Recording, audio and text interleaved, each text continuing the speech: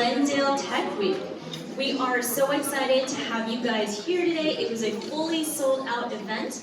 My name is Jennifer. I represent Sunstone Cities, which is hosting this in collaboration with the City of Glendale. And of course, thank you. And of course, this event today is all about technology and innovation and how it relates to public-private partnerships.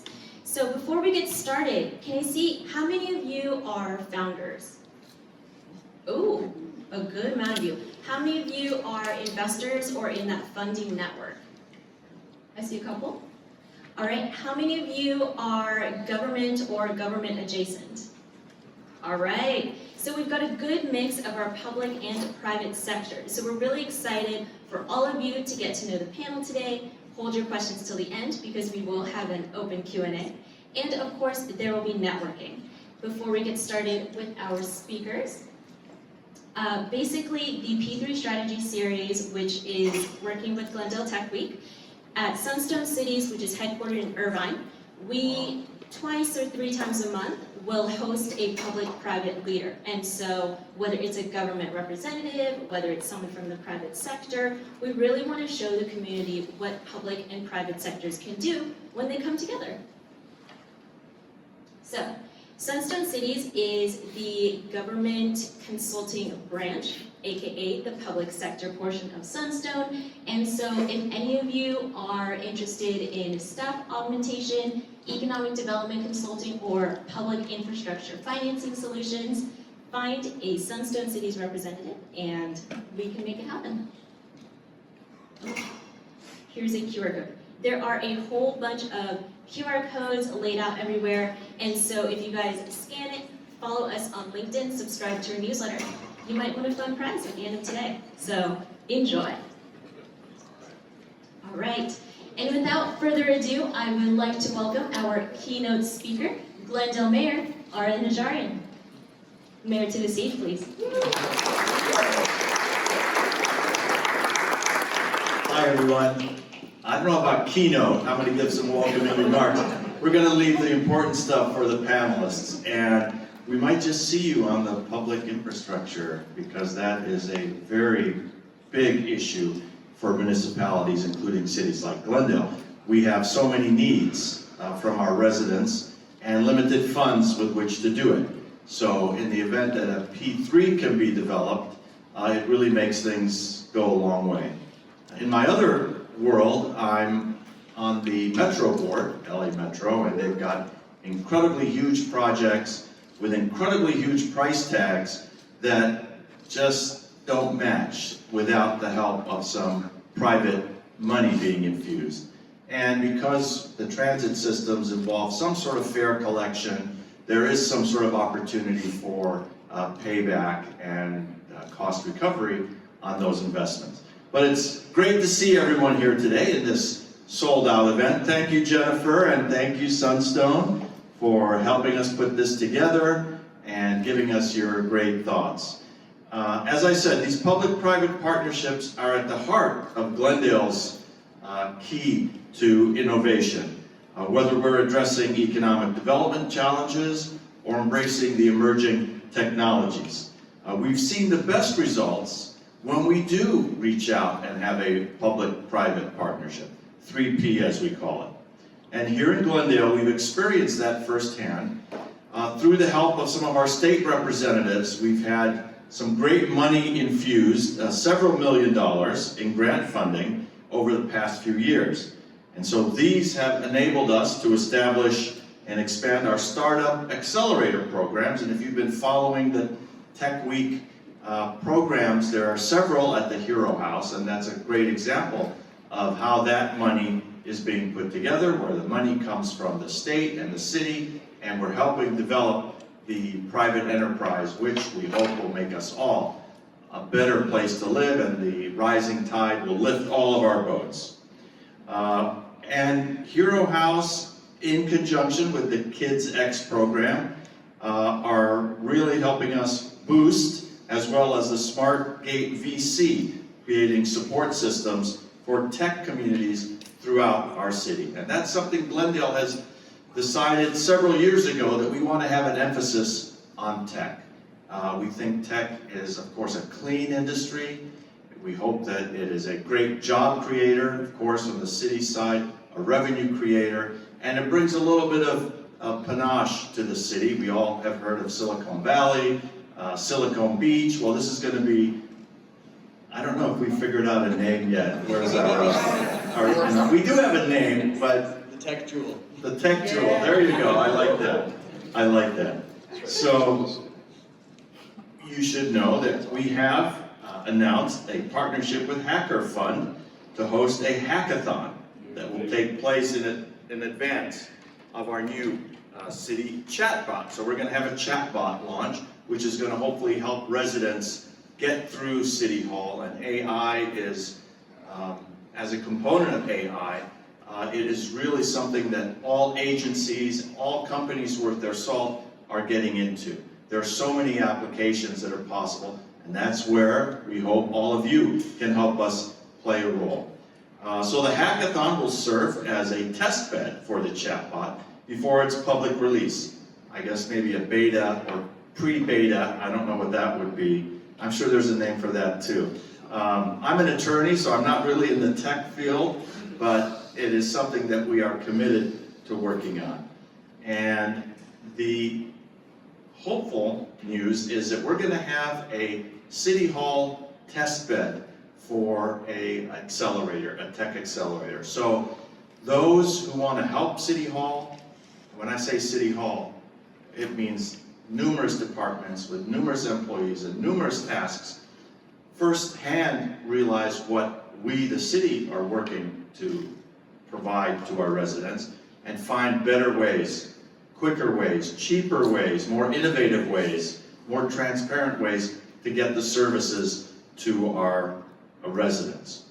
So I do want to thank you all for being here today. We're going to have a very stimulating and interesting discussion with our panel.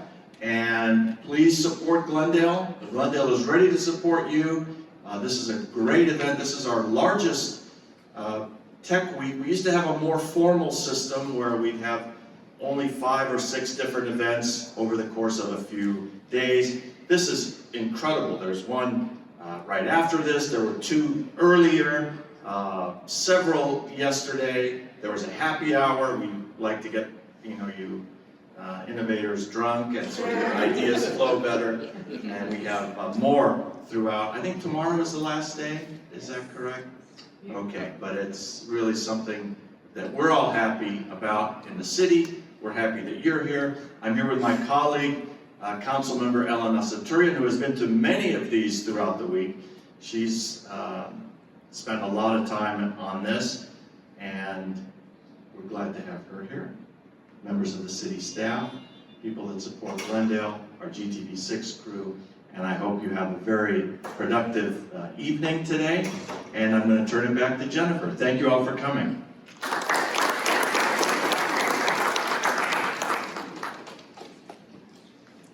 Thank you so much. Wise words. What was it? Tech jewel. That's what we're gonna go with for the future of Glendale. And then on to our next speaker, already introduced, but if you haven't met her yet, she's the Glendale Councilmember and a former mayor, Elen Asatryan.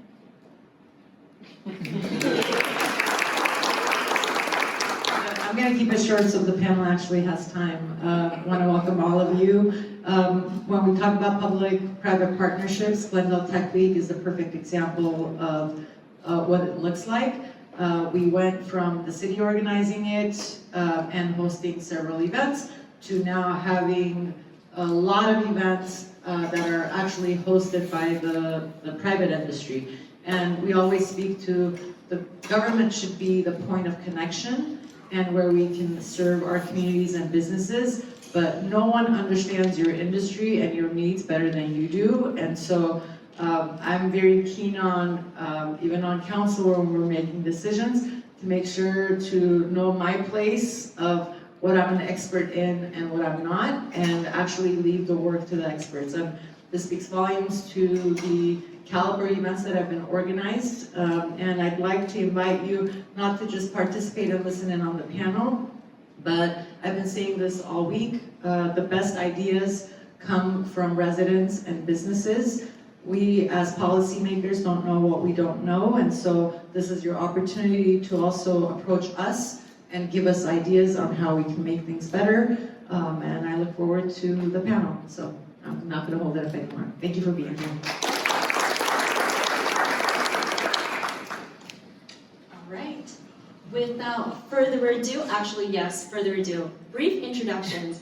So with our panel, we have an amazing group of speakers here today. So our moderator, Jayro Sandoval, is not only Economic Development Manager here at Sunstone, he is also an Economic Development Commissioner at the City of Long Beach. So when it comes to public-private partnerships, creating growth, creating jobs, he knows what it's all about. He also works with American Lending Center for public infrastructure financing solutions. So if you're from a government or developer perspective, he's the one to talk to during your networking. We also have Bradley Calvert, City of Glendale's Director of Community Development. We are so thankful to be able to work with the city on this, and so super grateful for all the things that they're doing for Glendale Tech Week. We have Eide, Alliance for SoCal Innovations Managing Director. For those of you who haven't heard of Alliance SoCal, they're huge. They do a whole bunch of stuff with the startup ecosystem, the venture ecosystem, and you can ask him all about it during the Q&A. And of course, we have Yi Chao, who is the founder and CEO of C-Trek. C-Trek is a startup that is doing incredible things beneath the ocean seas, and I will let him say all the fun stuff about it. But he has an amazing background with NASA and JPL and all that fun stuff. So you have a good combination of public-private partners. All of our panelists to the stage, please, and let's give them a huge welcoming round of applause.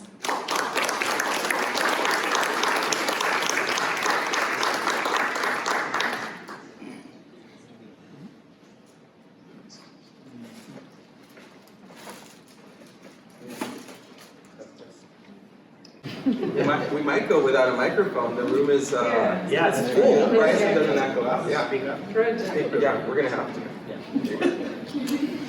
Awesome. Hi everyone. My name is Jayro Sandoval with Sunstone Cities. I'm the Economic Development Manager. Thank you, Mayor. Thank you, Councilmember, for joining us today, and the staff that is also here to support this wonderful panel of really talented individuals.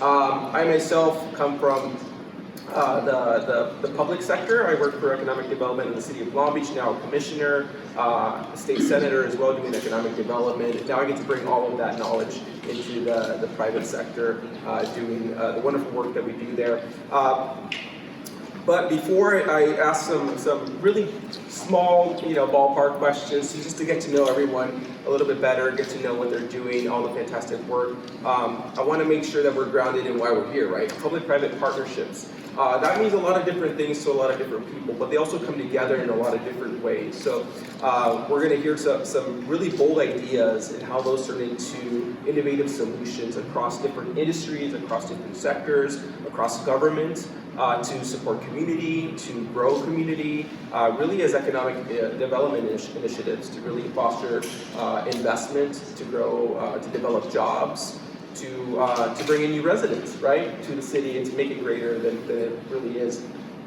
At Sunstone Cities, you got to learn a little bit about what we do, but we love public-private partnerships, whether it's working directly with staff on strategic plans, or helping develop accelerators, or even business improvement development, or partnering with universities to foster or establish new entrepreneurship programs through a community development program, or working on bringing private capital for the development of public facilities. We love P3, so I'm really happy and honored to be on stage on this platform with these individuals to learn about what they're doing around P3. So without any more introductions about Sunstone Cities and what we love to do, I want to hear about what everyone is doing in P3. So I'll let everyone do a quick introduction about your role in your organization or your agency, and then I'll start to ask a couple of questions if that's okay with everyone.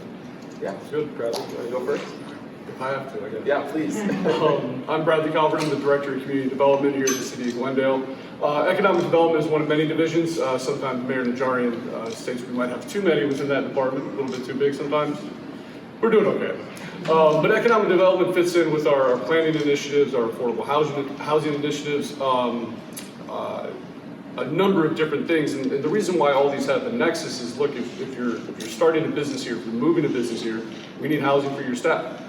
We need to have amenities in the city that are attractive to your employees. They have to be things that make this a place that you want to be. It can't just be about having the business here, right? We have to be more competitive. I think what we learned after the pandemic is anybody can do their business anywhere, right? Especially when it comes to tech. Why do you want to do it in Glendale? And that comes down to the amenities that we provide, whether or not we have the housing stock that you and your staff need, and if our economic development team can help support what it is that you're trying to do. Whether that's through connecting you to real estate, connecting you to partners such as Tech Week here, these kind of events.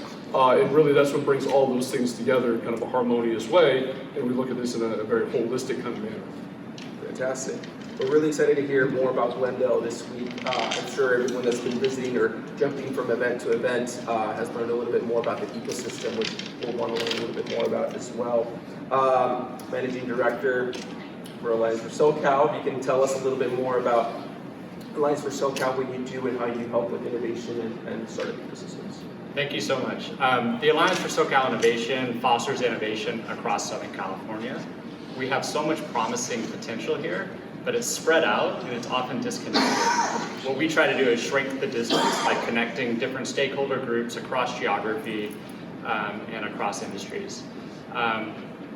There's so many vibrant little nodes of innovation, but it's hard for them to connect together. So through events, programs, and convenings, we try to bring people together. And it's been amazing working with Glendale in particular, and I'm looking forward to talking more about that.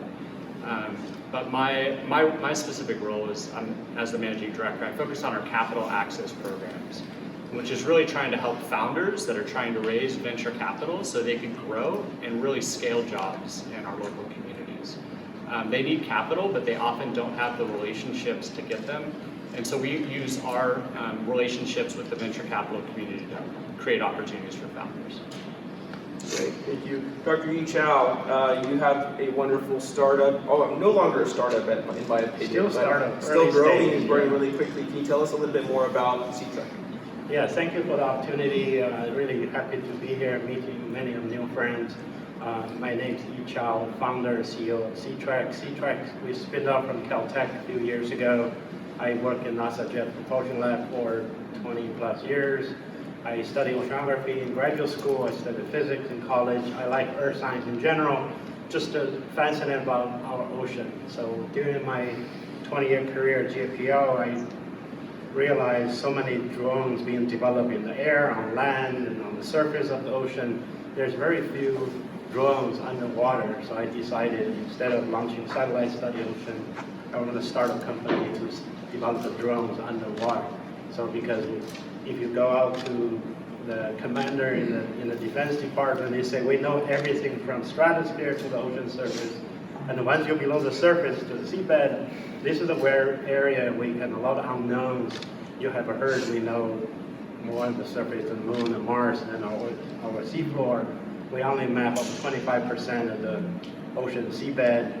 So basically, if I take 75% of the road out of your iPhone, you really don't want to drive that map, right? That's how we navigate the sea underwater. So we spin off from Caltech, developed a commercial product. JPL is a NASA federal funded laboratory. Caltech is a private university. For me, P3, I will add even more public, private, and for us, really community philanthropic support as well. And that's a very important component for us, develop a deep tech, exploring our planet, last frontier on the Earth. So that's the P3, in my mind, the philanthropic component as well.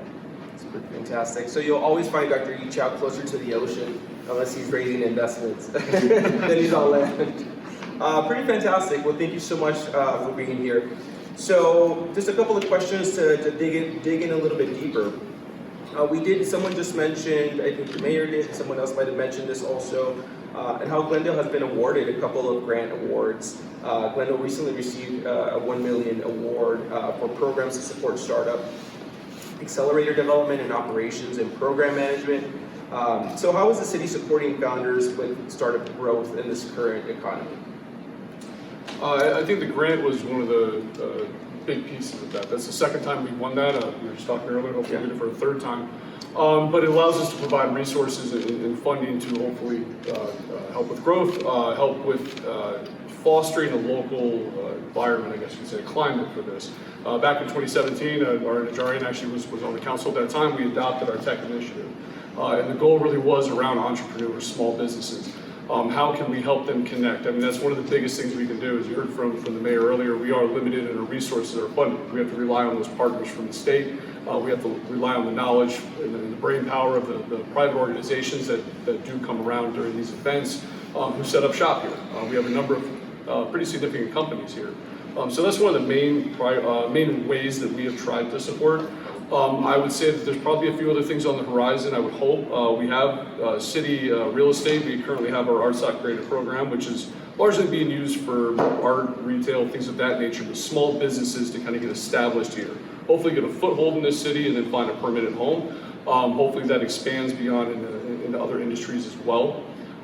It's a sensitive subject right now, but we're also looking at a number of our city properties where it could be an opportunity for us to partner up with private development. How do we create maybe a black box, an incubator, a space that can be used very similar to what we see at Jayro, and how can we help facilitate that? So I would say those are kind of our main initiatives. We have contracted with a few companies. We're looking at bringing AI into our permitting process right now as well. So whatever we can do to help them grow, but also help us be more efficient. That's fantastic. This question is also for you, Eric, but and for you, Bradley. But how do P3s help Glendale stay competitive?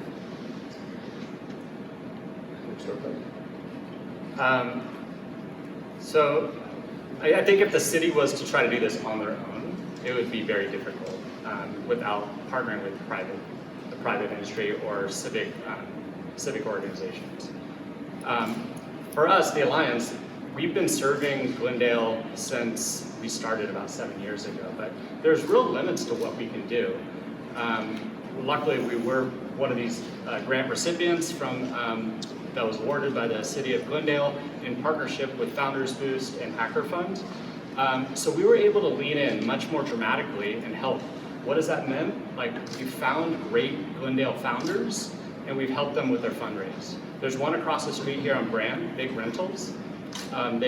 They doubled the amount of funding that they were targeting to raise, and now they're hiring and growing. So like that is, we would not have found them if we did not have this support. So I think really in partnership, we're able to accomplish so much more.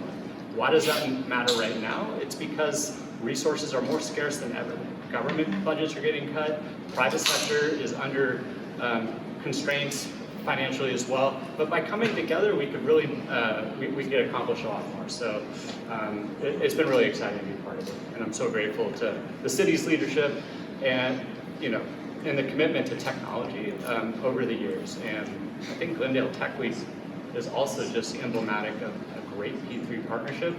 The city kicked it off, but now they're trying to push it out and decentralizing it, and really making it a community-led event, which I think is going to help it become more sustainable, and will share the burden and make it more vibrant and serve the community much better over time. That's great. And Bradley, you touched on repurposing facilities or city assets. Could you tell us a little bit more about how you actively manage that process, and what is an example of how the city's repurposed an asset to serve the community to further this initiative? I'd say Arts Creative is probably the most emblematic of what we would like to do and what we've done so far. And essentially, we had a number of storefronts that were vacant at the bottom of the parking garage. We had planned to redesign the street, but some budget constraints had kind of gotten in the way and some time delays as well. And we saw there's an opportunity for us to use these spaces rather than just leave them vacant. There we started an application process, essentially, of who could help activate that street. We were looking, we kind of started with the idea that we wanted to see what would work best there. We're going to redesign this street, what kind of uses fit in well there. And we've even had a robotics company, if I'm not mistaken, go in there at one time. And it's been a great opportunity for us to take these spaces, offer them. I believe we do it at $1 a year, if I'm not mistaken.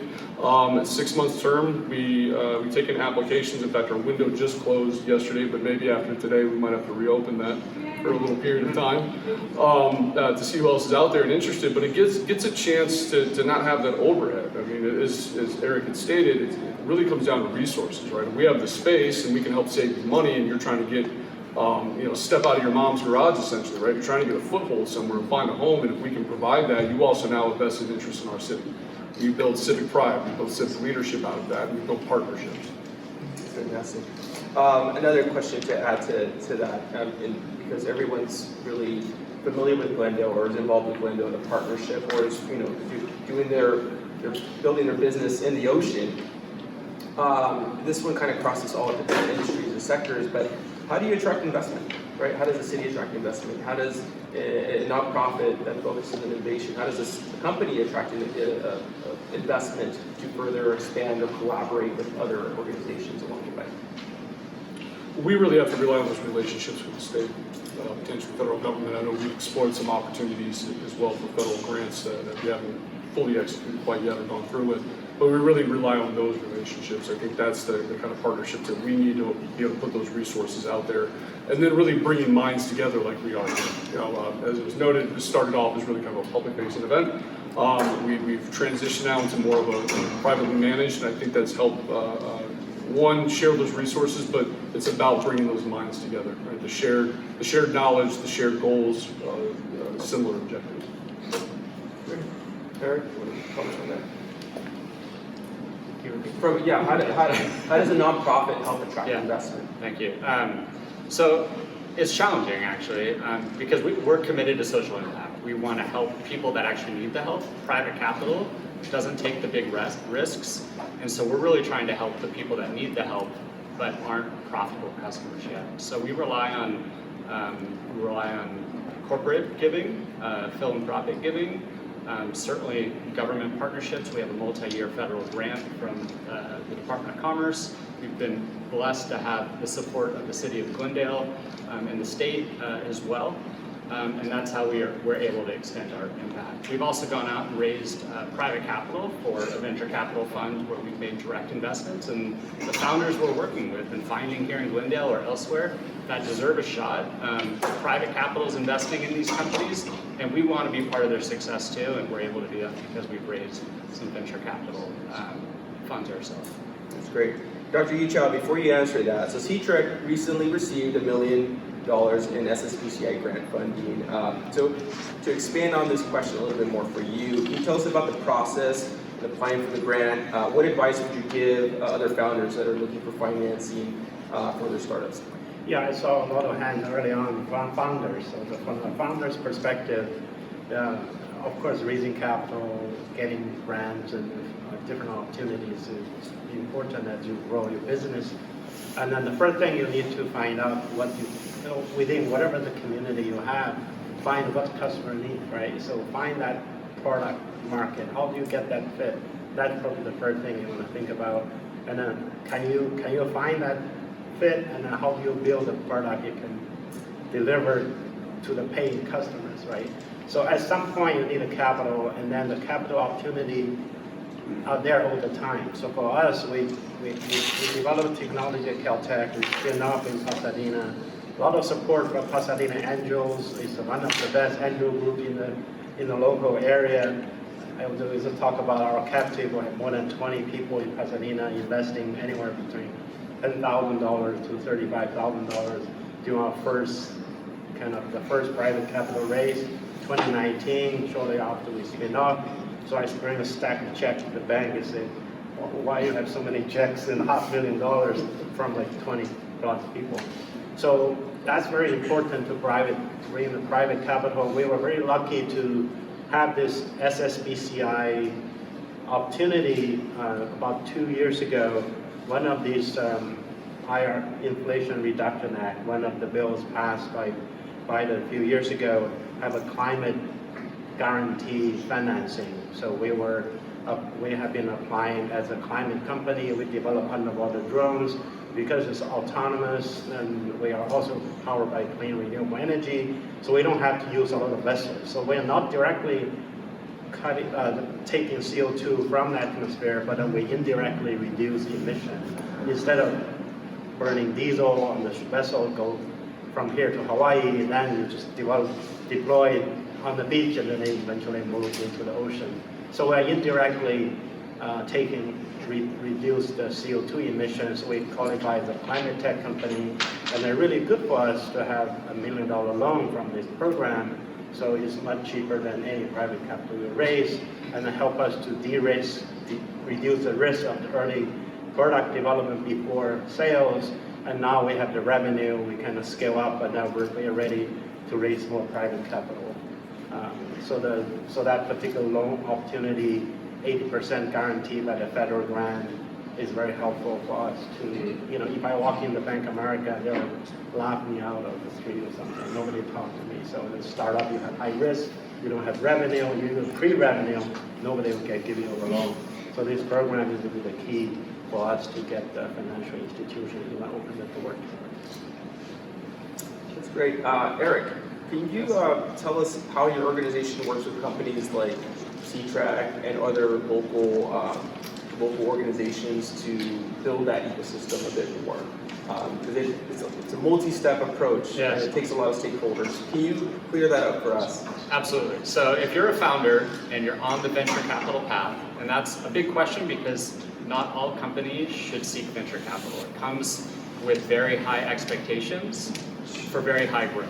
And that may not be the path for you. But if you're on that path and you want to grow quickly and grow big, venture capital can be a great option for you.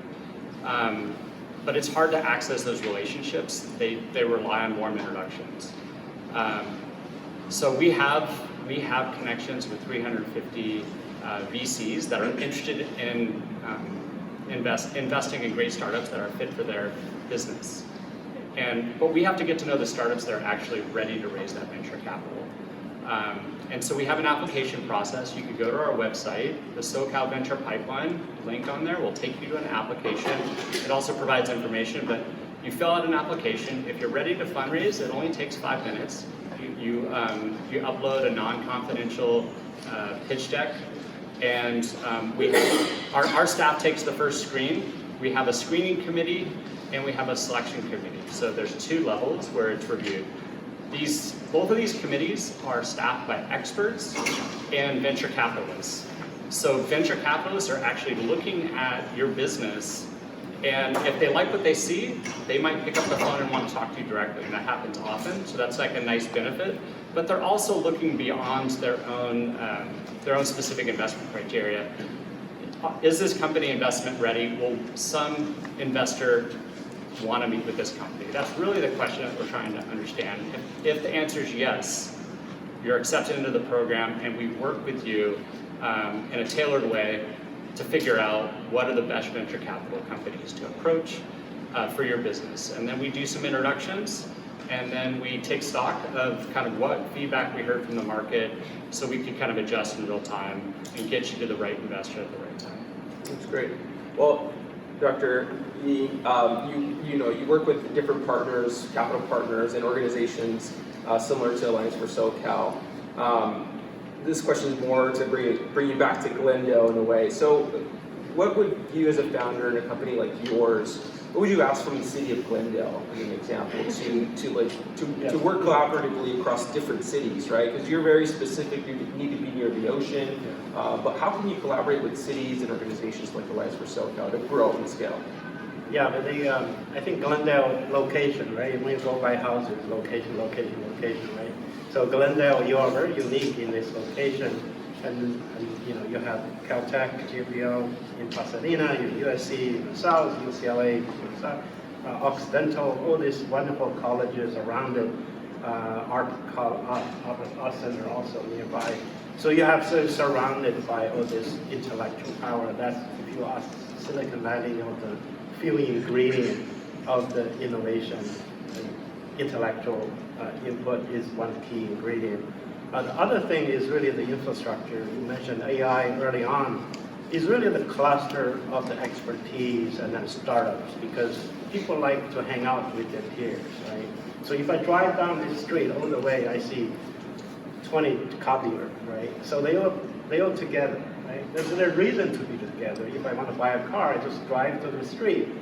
I'm going to get one car out of the street. It doesn't have to be your dealer, but it could be another one. So the question is, AI, you mentioned, what else you want to focus on so you can bring the startup in as a cluster, as an infrastructure. For us as a startup, we're very small.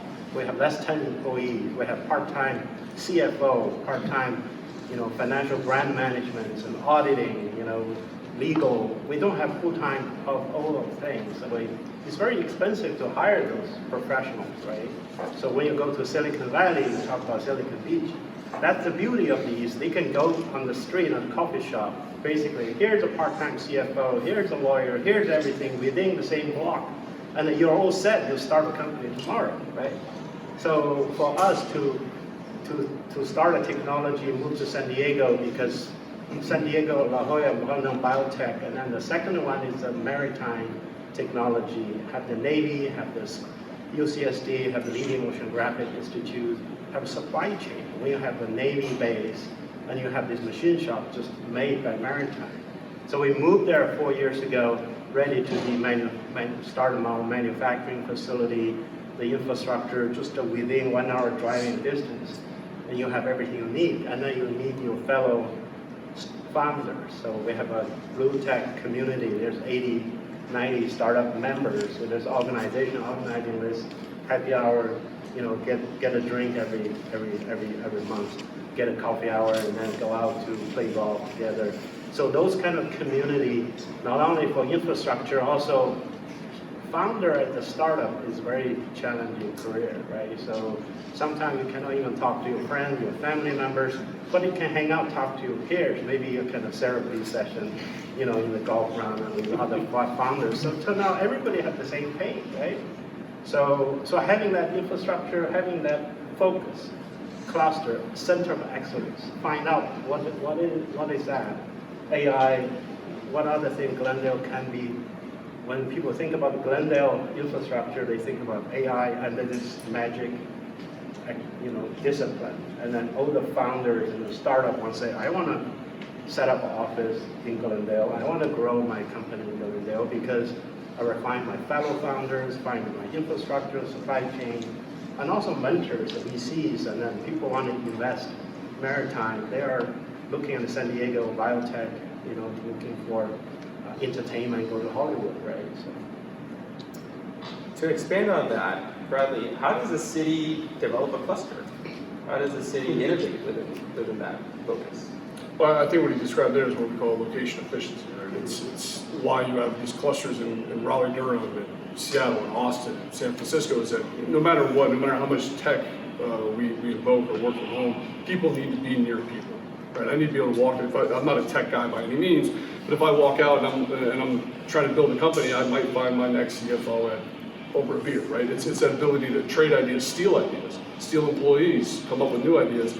And I think that comes down to, one of the things we're doing is we're going back, we're revamping our 3-year economic development strategic plan. One of the things we need to do there is zero in on what do we mean by tech. Tech is a broad thing, right? That's anything from finances to AI to software to hardware. We need to figure out what that's going to be. We can't just say tech in such a broad, general term. We need to figure out what we're going to be known for and what that cluster is. There's clusters within clusters. To the point about the auto dealers, right? The retailers down there. And then we need to figure out what those amenities are that they need. We have a lot of potential office space that can be used in the city, which can be a good thing in this regard if we can spin this into growth. But what is it that we need from a cultural perspective, from an amenity perspective, that will drive people here that this is the place that they want to be? If you look at any of those major cities, any of those regions, they have amenities that are extremely unique to those cities. That is something that we need to develop. Those are things that we have in place now. We also have to be able to have the housing stock, right? It doesn't really do me any good if you set up shop here, but then you live an hour drive away, right? It doesn't really help me out. It doesn't help you out. So we need to continue to advance those initiatives. Because again, that's why economic development, and maybe I'm pitching this to the mayor right now, so he's my department together. That's why it lives in community development, because there's that intersection amongst all those things. It's about human connection, it's about living somewhere, playing somewhere, working somewhere, as much as I hate those three terms, but it is true. That's fantastic.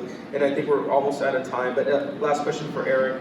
How do you continue to support the City of Glendale through Alliance for SoCal with innovation, and how do you support that economic growth? Well, I mean, we are a grant recipient. We're a partner with the city, and so we work continuously with other partners to try to serve the city. And we host events. We hosted one last night with investors to kind of bring that community together. We did another one in March with founders. Our partner Founders Boost has an event happening right after this one, or overlapping with this one, for founders. And I think like creating that vibrancy, bringing people together, and also trying to help them whatever they might need help with, or referring them to people they need, are kind of the basic ways that we can help. But that takes time and energy and intentionality. And I think partnering with the city gives us a platform. It allows us to connect with the local community. The staff here in Glendale has been absolutely amazing, introducing us to some of the key players that we haven't known, that want to get involved. And so it's been a really great partnership, and we want to see what else the community needs, and as we understand that, we try to fill those needs. Fantastic. Intentional is a very important word. It's a good word to take away from this, intentional. Well, that's time on the questions on my end, but now we get to open it up to everyone in the room for a quick Q&A. I think we have about a few minutes for that as well. So if the microphones are not working, we're just going to continue to shout into the room. So does anyone want to raise your hand for the first question? Kind of general. I sometimes work at a WeWork here, and I'm not normally here, but I've come to really like Glendale, and I think there's a lot of good things about it. Just curious why you don't call this area Silicon Titan, Service Titan, what's their role in the community, and then also just what's the city doing about micromobility? That's it. Good. You know, that's how me and Eric go way back. The Titan idea, it's a great idea. Maybe we should open up a competition for the name. And that's a great company to have here, right? You need that anchor company that really kind of builds that knowledge base. The micro-mobility is a tough question. Does it fit? We need more infrastructure, obviously, if we're going to really invest in that. But there's kind of a chicken and egg complex in that. It's also Southern California, right? We haven't really seen these options really take off a whole lot. They've been scaled back in a lot of cities because we are Southern California. We are addicted to our cars. I moved here and lived here for 62 weeks without a car, and then I eventually caved, right? I had to. But we do need to get more inventive with our transportation options. Some of that's going to come through infrastructure, some of that's going to come through planning, but we also need to have responsible partners when it comes to that. I don't know if that's your prior profession, but I think we've seen some irresponsible behavior by the companies and the people using them, and that's not something we want here, right? We are known for being a pretty orderly, clean, safe place, and we don't want to cause that kind of disruption. We know we need those services here, but how do we fit it in so it works in a Glendale way, that we don't end up with some of the other issues in other places? And I'll just share my previous Yeah, job sorry, was with Bird Scooters, which was the first mover in micromobility and disrupted streets everywhere across the world. Yeah, but I love it. So that's how That's how we get started. I enjoyed it in Santa Monica, though, so. They're fun until you fall off of one of them. Any other questions? I have a question, and this is to follow up what Bradley mentioned. Actually, this question might be for you, Eric. In the Southern California sector, would you say certain areas have predominance in what they specialize in terms of tech? Like say Silicon Beach is known for this stuff, but in the Pasadena area they're known for this stuff, and like Huntington Beach are known for this stuff, or like how would you kind of like divvy up the tech ecospheres in Silicon Valley? I think the short answer is absolutely. San Diego's known for biotech, Orange County med device, LA, you've got lots of different smaller clusters on the west side. Historically, it's been consumer, but it's a little different. Burbank, Glendale has been associated with entertainment tech with the big studios here. robotics in Pasadena. But it's more complicated than that. Santa Barbara, it's like photonics, but it's more complicated than that. You'll find biotech companies in LA. You'll find, so it doesn't fit. It's not a rule. But there is something to people coming together around what are the real innovation assets in my community. What is the talent and that they know in this sector? People want to gravitate towards like-minded people to solve problems together, and that often happens geographically. Sometimes for real reasons, sometimes it could be accidental. Why does it happen? That's a more complicated question. I think the city really plays a role in providing infrastructure, in mobilizing things and getting things started.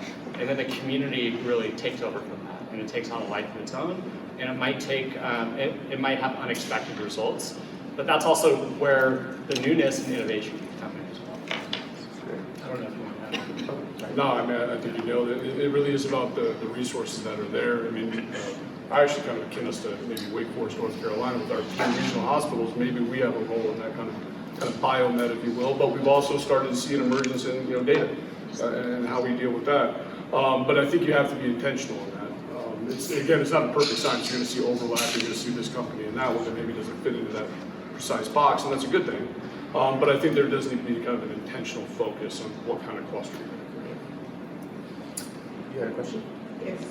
Anyway, thank you for the wonderful information. It has been very informative. My question is for Mr. Calvert. I would love to know the status of the trolley that was supposed to happen to go through Central Avenue all the way to the train station. It was a little trolley like the one of the Americana. I believe I read that somewhere. I want to know the status of that. And I also want to know if you have any plans to use one of your buildings that is not currently being used or that is being underused. Can the community use it for office space on a free $1 basis? I know it's a lot to ask, but for either nonprofits, educational programs for children dedicated to either technology or entertainment or social impact. We have lots of buildings, I've seen them, and I'm like, this would be a great location for these, and it would be ideal if it was right in the middle of downtown Glendale, but I know that there's also by the Verdugo Mountains, there's some buildings, and I realize that something like that would compete with like the shared office situations here, so I know that is a very tricky thing to ask, but I just want to put it out there and see if you guys might be willing to do that. What I'd say to the latter question, we actually don't have a lot of buildings that have, say, office space to them. Most of our buildings are pretty utilitarian for city government purposes, if you will. Like I mentioned, we have the retail storefronts at Arts on Creative that we've been utilizing. We were just having conversations at the Downtown Glendale Association board meeting. We serve on that, and we were having conversations. What do? We got to figure out a way here to market, partner, because we do have quite a bit of vacant office space. So I don't know exactly what that's going to look like. We're talking about forming maybe a task force or a committee to address that because we need to fill it, and there's also people that need it, and maybe at a lower rate. In terms of the trolley, it was actually a streetcar study we did. That was one of the things that actually drew me to the city back in 2018 was to work on that. But the reality is that it's very costly. Rail is a very costly endeavor, especially when you're talking streetcar. That is typically more of an economic development tool to catalyze development. We don't need that necessarily in downtown. We're not trying to revive downtown necessarily. We have plenty of development. It's just something that didn't really fit into our finances. From a efficiency perspective, it probably wouldn't have worked necessarily as well as we thought. It's not completely dead. We put it on a shelf. If someone is willing to throw $100 and some million in my lap, and the mayor and the council agree with it, then we can move forward. But it really just isn't the wisest use of funds, and as acknowledged, we are limited in our resources. Thank you. All right, you have room for 2 more questions, sir. Good afternoon. This is a really great session. My name is Jonathan.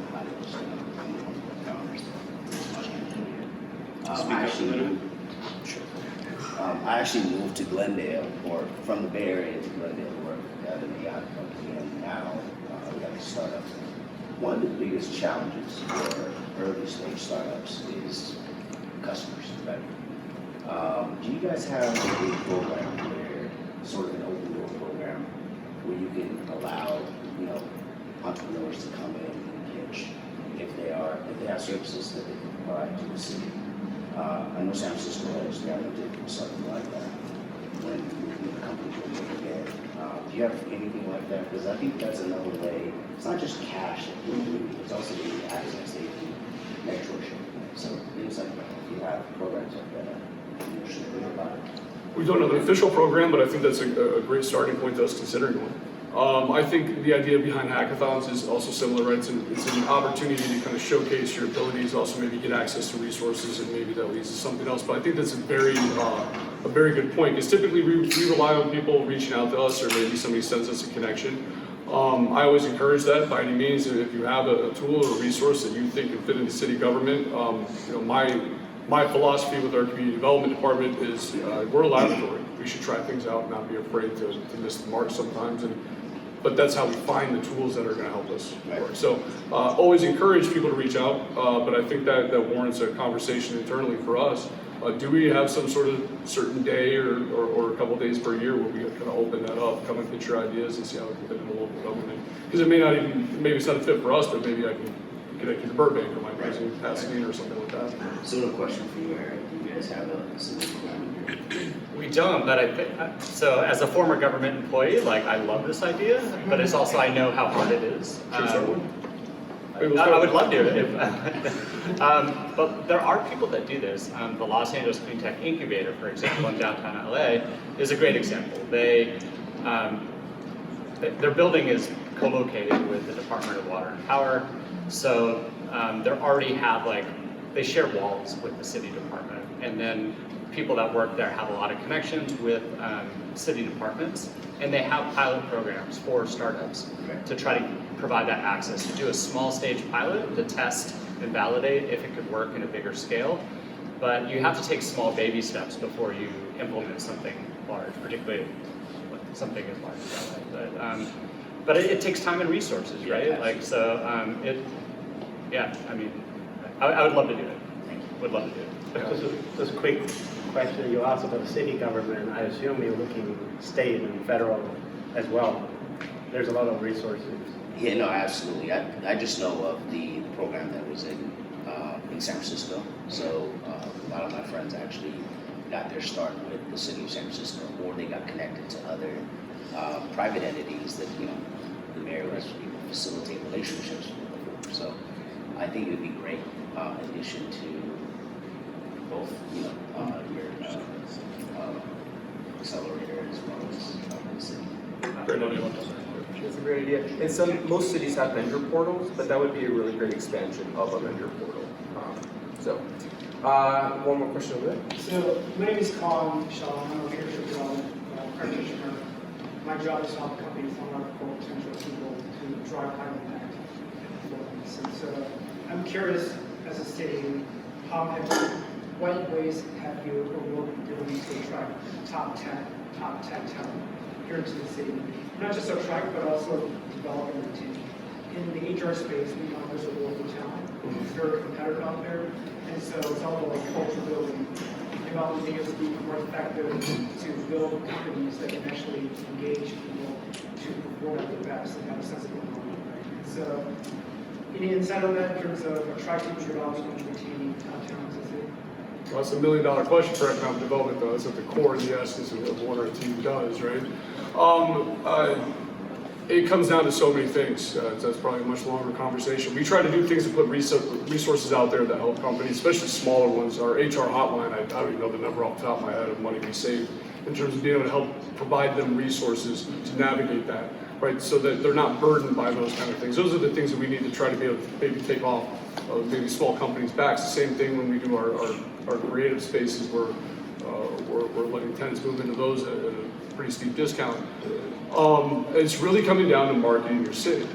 It's marketing your amenities, your place, the knowledge, the location efficiency that's there. Ironically, we had the same discussion this morning, and we're starting a task force again with the downtown associations that we need an identity that I can sell, right? I need an identity to pitch. And kind of like the joke I was having, I grew up in Illinois. It's a very small town with 50,000 people. I was a 9-year-old boy. I knew exactly where Burbank was. I knew exactly where Pasadena was. I didn't know this city existed until I was recruited here in 2018. And that's about identity. And I need that identity to sell somebody. Like, you want to be here because it's cool, right? You want to take a tech company to Raleigh-Durham because it's cool and you're near a bunch of universities, or Seattle or San Francisco or hip, Austin, keep it weird. We need to figure out what our thing is, and that's going to become our sales pitch. Because there's only so many things that we can do and so many things we can provide. We try to do very small, efficient things that we know can help out, like the HR hotline, maybe some space if you have it. But I can't necessarily just go out there handing grants out. I got to make you want to be here, and there's got to be reasons behind that, and that's because we're unique and different from, the next city up. And that's something that's a constant work in progress for us. I think it's going to be a very big focus in our update of our economic development strategic plan this year. I know it's a big thing for some of our other partners in downtown as well. Yeah, there's a lot there's a lot of layers in that. How, the workforce, right? The pipeline through the university systems, housing plays a big role in that. Talent through cluster development, right? Other companies being built up, startups, but also existing companies, and how you scale those existing companies. Legacy businesses also, don't forget about them. There's a lot of layers within, and to answer that question. That he's barely scratching the surface on. That's probably a whole session on its own right there, maybe for next year we get into. P3, right? Proper P3, yeah. Right? You have nonprofit, you have private sector, you have government working together to really build that out to attract that talent. And find people to help us do it. Right? Yeah. The experts. I'm not the expert by any means. Absolutely. I rely on Irma back here to do all my tech stuff. Awesome. All right. I think no more questions. So I think I'll leave room for one more. Okay. Yes. It's a quick one.